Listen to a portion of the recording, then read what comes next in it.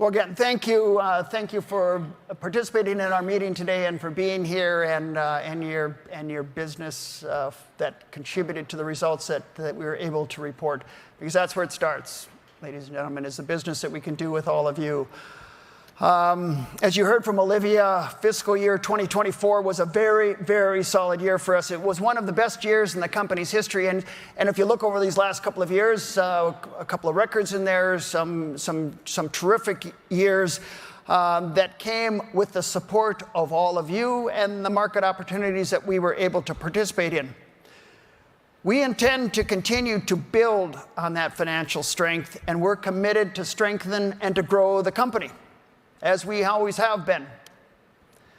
And that's because the American farmer needs a partner that helps you get the most out of every acre every day. The American farmer needs an efficient supply chain that provides value from the farm to the global customer, and does this with no unnecessary steps in the way, because we all know those unnecessary steps just add cost. The American farmer needs a system that keeps him strong when the rest of the world is also growing in its capabilities. And as we proceed through these challenging times, we have to have the strength to handle it. We do this by working every day to become a better company. You've heard over the last several years everything that we've done: taking cost out, connecting the supply chain, and of course, there's more for us to do. We do this by building a system that's built by many of you that are online, who are focused on driving agriculture forward, that tears down walls that might hinder the success in a business climate that is going to be even more challenging. We do this by positioning American agriculture for future strength and unlocking the growth that is within us. What does it take to have that strength and that growth? It takes a cooperative. It takes CHS. It takes a cooperative to invest in a global supply chain that sets farmers up for success. You need a supply chain that is efficient, connected, and has the speed to meet your needs. 1/3 of the grain in the United States that enters the global supply chain is originated in the cooperative system. 1/3. The cooperative system is the one with the market share. That's why others want in. You've got the share. Investing in domestic assets is a key part of how we serve you and earn that business. But we also need to make sure we're well positioned around the world to originate the most grain during all parts of the year to serve global customers. That's why you'll see us investing in strategic projects in 3 key areas: in Brazil, in Australia, and in the Black Sea region.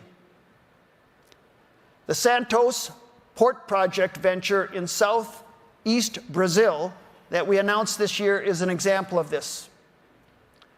Now, a question, and perhaps there was a question at caucuses or in other meetings over the last 2 days: are we investing more outside the United States than we are here at home? And the answer is no. The amount of investment we put into our international platform is not even close to what we invest here at home. We do need, though, to invest in our international footprint to keep CHS a strong supplier into our international customers. We've worked too hard to create these connections to lose that momentum. These customers need grain year-round, and the United States agriculture season is not year-round. Our international assets and businesses fill that gap. Let me give you an example. There is a processing company in Egypt. It's one of the largest soybean buyers in North Africa. For many years, CHS was not on their list for a potential supplier. We didn't make the cut. They did business with our competitors for soybeans. We simply didn't have the supply chain to give them confidence that we could satisfy their need 12 months of the year. Through investments in our soybean supply chain paired with investments in our international assets, we now have the opportunity to earn that business. 2 years ago, they started buying soybeans from CHS. They started buying your soybeans. This would not have happened if we weren't participating in a global grain supply chain. Working to build global markets and increase our volumes helps keep your grain competitive and builds value for you. That's just one example. Other customers are flour mills in Mexico, pasta manufacturers in Italy, animal feed producers in China. They need American grain. They need your grain. But they need a lot of supply, and they need it all year long. Filling that demand is why we need to invest in international assets on behalf of the American farmer. Now, it comes with risk. Believe me, it comes with risk. We work hard to reduce that risk, but it is a fact of life, and it is a fact of the global ag business as it operates today. To get that crop into this global supply chain, you need domestic assets that give your crop access to the world. We're focused on domestic investments in key corridors to help feed those export facilities. These export assets include our TEMCO joint venture in the Pacific Northwest with Cargill, and also in the Texas Gulf, our Myrtle Grove, Louisiana export facility, and our export facility up in Superior, Wisconsin. We've upped our game on how we plan for grain to flow through these terminals. We are focused on getting the most margin through efficiency and through growing our volumes. These export facilities need a strong domestic supply chain to originate and move the grain they need. And you may have noticed some of the changes to that supply chain. We purchased a handful of grain assets from Cargill earlier this year. We've sold one of those elevators in southwest Minnesota to a local cooperative because they were better suited to run it. The assets we now run enhance our grain supply chain and get more grain flowing through the cooperative system to TEMCO in the Pacific Northwest and in Houston. I want to give you just an example that shows the power of investments like this.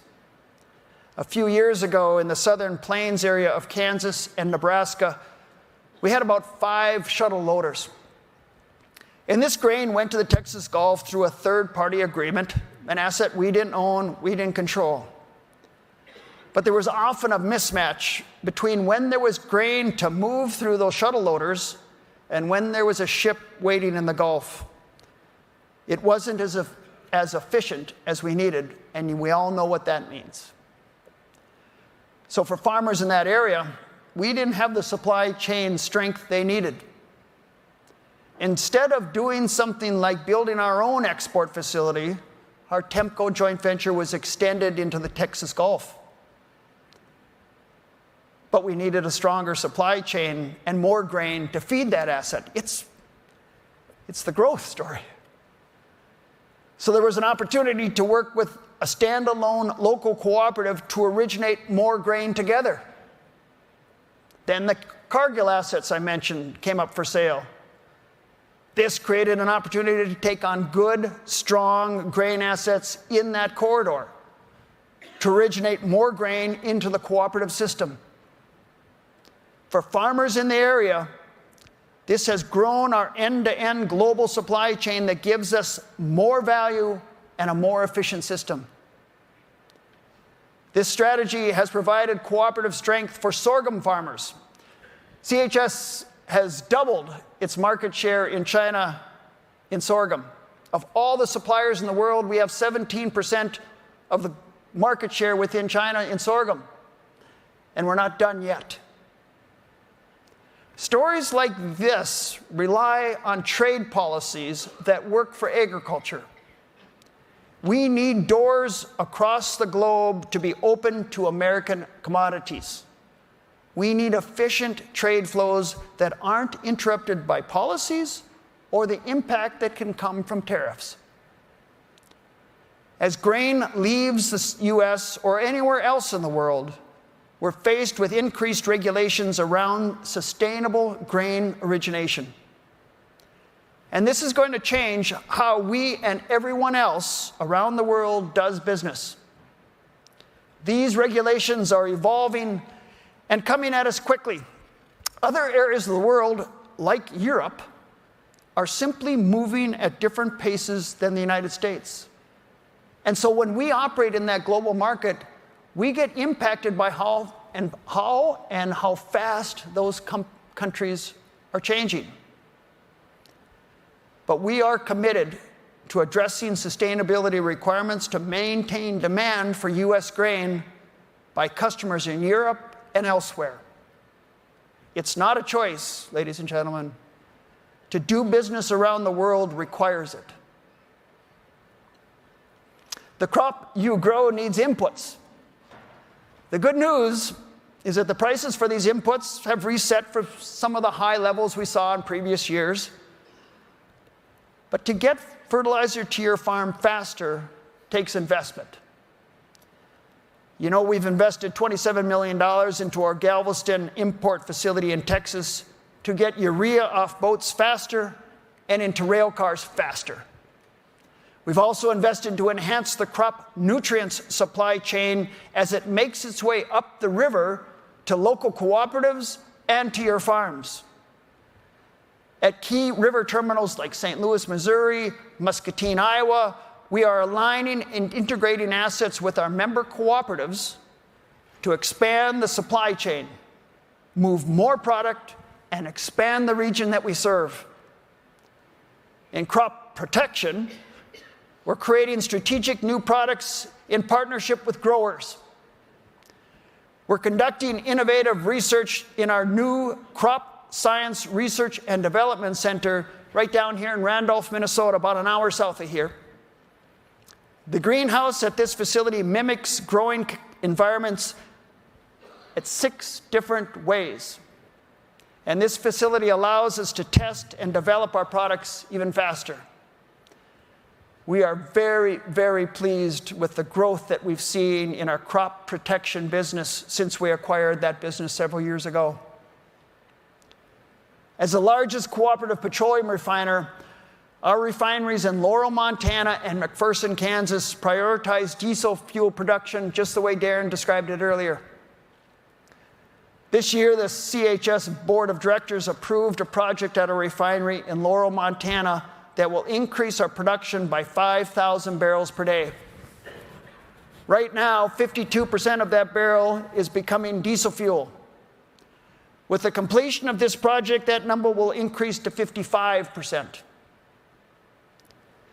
Now, that might not seem like a big jump, but believe me, at this stage, to move those percentages at all is really, really expensive. But that change alone is putting almost 70 million more gallons of diesel fuel into our cooperative supply chain each year. This project will also make key engineering changes to the facility, which will help position us to potentially produce more and new renewable diesel fuel if those market conditions are right, and it was pointed out earlier today, if those states would start implementing regulations that makes it the right thing for us to do. And our investment in refineries doesn't stop there. This year, our refinery in McPherson, Kansas will undergo a turnaround. These regular maintenance events shut down parts of the facilities, and they take a lot of cash. But these investments are necessary to keep our facilities running at their best and to be running when market opportunities present themselves. And that's the key to success within that refining industry. We don't know when those market opportunities will come, but when they do, we got to be running. We got to be running. This year, we also completed a project that took nearly a decade and $250 million to enhance the capability of our Cenex petroleum products pipeline, which runs from Laurel, Montana refinery to Fargo, North Dakota. It serves key terminals in Glendive, Montana, in Minot, North Dakota, and up to Grand Forks, North Dakota. That pipeline supplies more than 40% of the fuel sold in the state of North Dakota. Over the past decade, we've enhanced and expanded that pipeline, increasing throughput by more than 50%. These energy investments I've talked about provide us the opportunity and the capability to supply you during those high-demand harvest seasons. Let's just look back at last October. We all know what October was like. Just day after day of dry, beautiful weather for harvest that provided really no breaks due to the weather. And I know from a farmer perspective, that's great. Supplying inputs and supplying products to it, those rain days were good to catch up.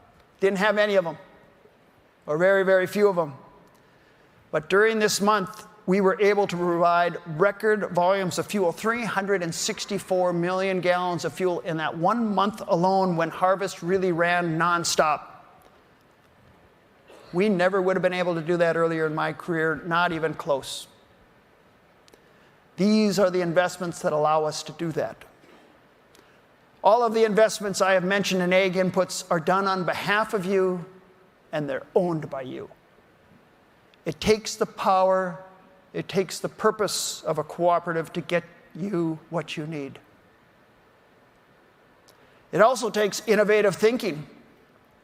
And innovation is not new to agriculture. We're proud to support the innovative practices that help move ag forward. Our venture capital joint venture with Growmark explores technology and innovation in ag. This year, Cooperative Ventures invested $2 million in a company called Traction Ag to help farmers move away from spreadsheets and time-consuming data gathering, and instead get financial data and insight at a moment's notice. We also invested in our partnership with the North Dakota Grand Farm Initiative. The partnership allows us to collaborate to advance technology in ag. Our investment supports Grand Farm's Innovation Campus near Fargo, North Dakota. John Erickson, a member of the CHS Board of Directors, sits on that board of Grand Farm.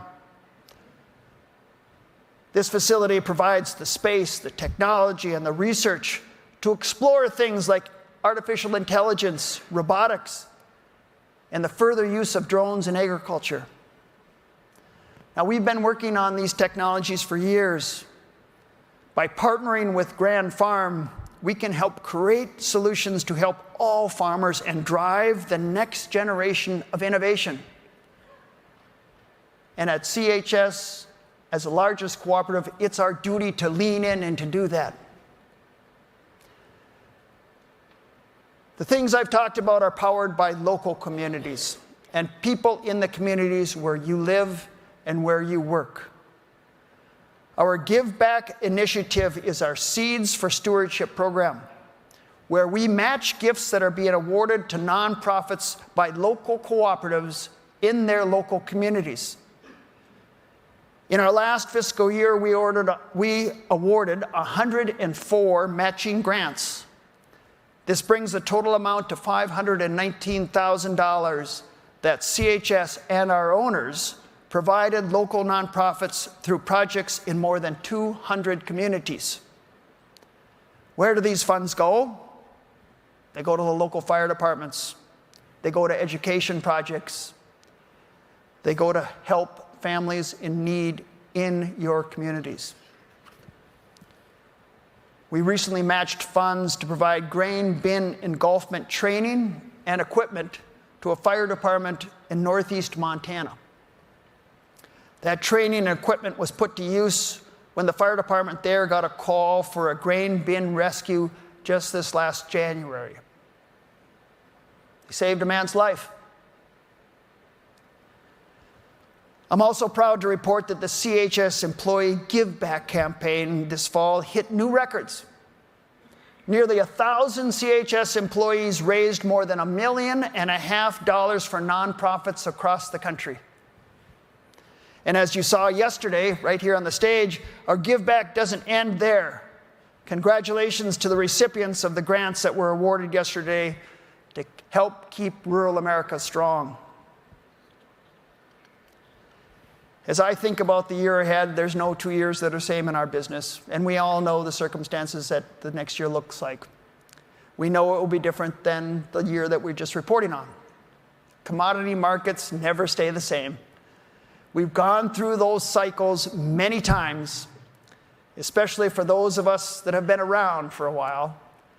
I don't know if you can tell where from you're sitting right now, but a few strands of gray is just starting to come in up here. So some of us have seen this happen from time to time.